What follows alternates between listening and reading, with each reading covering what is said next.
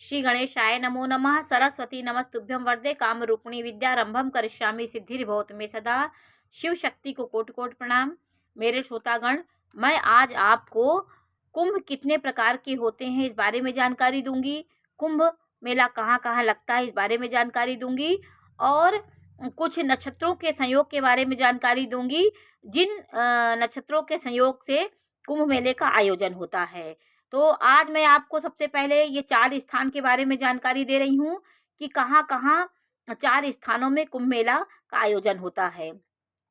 पहला है हरिद्वार, गंगा नदी के तट पर, और प्रयागराज में गंगा नदी के तट पर, और उज्जैन में शिप्रा नदी के तट पे, नासिक में गोदावरी नदी के तट पर यह महाकुंभ का आयोजन होता है।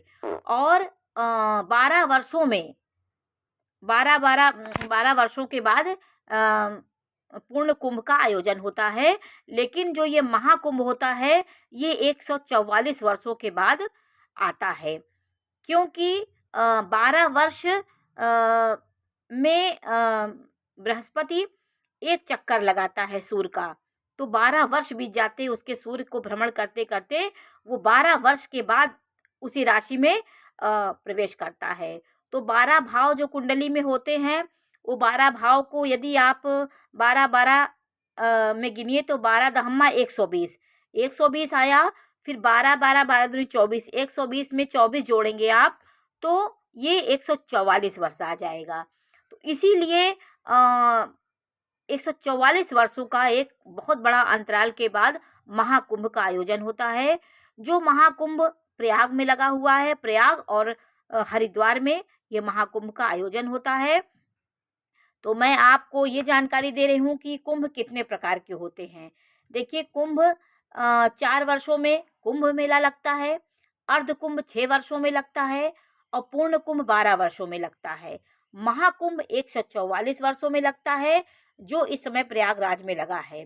तो इस कुंभ के आयोजन में सूर्य चंद्रमा जब एक राशि में होते हैं, मकर राशि में दोनों का होता है, तो अमावस्या तिथि होती है, तभी से माघ मेले का शुरुआत होने लगती है, कुंभ की शुरुआत होती है।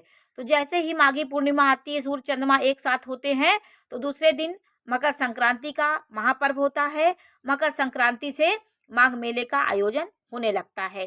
तो इस कथा में गुरु को, सूर्य का जब गुरु चक्कर लगाता है तो 12 वर्ष बीत जाते हैं उसको। सूर्य इतना ब्रह्मांड में इतना विशाल ग्रह सूर्य है कि उसका जब चक्कर लगाता है, सारे ग्रह ऐसे आकाश मंडल में उड़ते रहते हैं, भ्रमण करते रहते हैं। तो ये क्योंकि वो अंतरिक्ष है, तो भ्रमण करते करते 12 वर्ष बीत जाते हैं।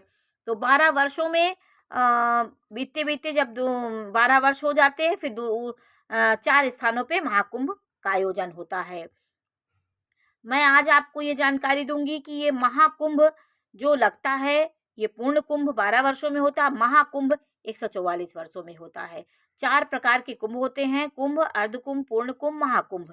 तो इनसे आपको जानकारी होगी कि आप जब सिंह राशि में गुरु आता है, जैसे इस समय वृषभ राशि में गुरु है, तो सिंह राशि में जब गुरु प्रवेश करेंगे, जाएंगे, तो मेष राशि का जब सूर्य होगा और सिंह राशि में गुरु होगा, तो नासिक और उज्जैन में महाकुंभ का आयोजन होता है।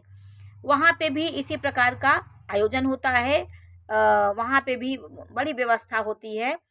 तो ये अमृत की बूंद से इसको जोड़ा गया है। पौराणिक कथा के में यह बताया गया है कि पौराणिक कथा में जब समुद्र मंथन हुआ था, तो जब हलाहल विष निकला, उसके बाद धन्वंतरी अमृत कलश लेके जब निकले, तो अमृत कलश देख के राक्षस दैत्यों ने भी श्रम किया था समुद्र मंथन में। तो उन्होंने भेद ना होने के कारण वो भी अमृत पान करने के लिए दौड़े, अमृत को लेने के लिए। लेकिन देवता आपस में मिलकर, देवताओं में एक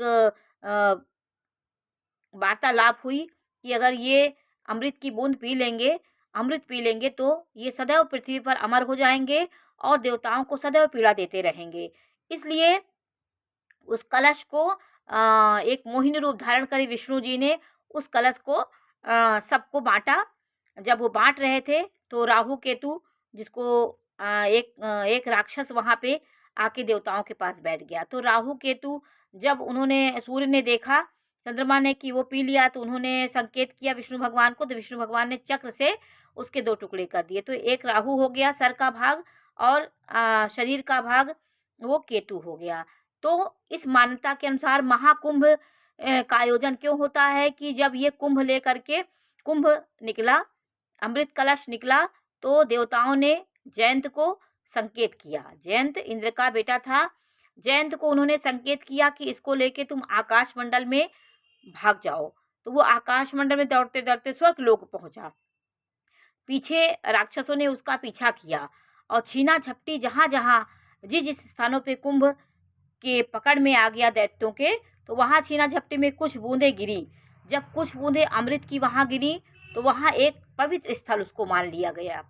तो हरिद्वार, प्रयाग, उज्जैन, नासिक, इन स्थानों में देवताओं और दैत्यों में युद्ध हुआ। संग्राम के समय छीना झपटी में वो बूंदें वहाँ गिरी। तो संत पुरुषों ने, महापुरुषों ने, ऋषियों मुनियों ने उस स्थान को पवित्र मान के वहाँ कुंभ का आयोजन होने लगा। उस स्थान को पवित्र मान लिया गया, इसलिए उस जगह पे इसका आयोजन होता है। तो ये कथा के माध्यम से मैंने आपको ये जानकारी दी कि कथा जो हमारी पौराणिक कथा है वो हमारे अतीत को बताती है। हमारी जो पुराण हैं वो हमारे सनातन परंपरा को बताते हैं कि उन्हीं परंपराओं से हम चल कर के अपने जीवन का कल्याण करेंगे। और इन स्थानों पे यदि हम स्नान करते हैं तो हमारे जो मृत पूर्वज हैं उनको भी शक्ति मिलती है, क्योंकि उनके आप वंश हैं, उनके अंश हैं। तो आपके स्नान करने से, दान देने से, तो आपके पितृ भी तरेंगे, आपके पितरों को मोक्ष मिलेगा, आपको भी मोक्ष मिलेगा। इसलिए ये कुंभ मकर राशि में लगा हुआ है। मकर राशि में सूर्य चंद्रमा 13 तारीख को पौष पूर्णिमा थी। उसके बाद माघ का प्रारंभ हो जाता है। माघ मकर गति रब जब होई, तीरथ पतई आव सब कोई। तो इस महाकुंभ का आप लोग आनंद लीजिए और ज़रूर यहाँ पे स्नान करने आइए। भव्य आयोजन के साथ महाकुंभ का पर्व प्रयागराज में मनाया जा रहा है। बोलो प्रयागराज की जय, माँ गंगा की जय।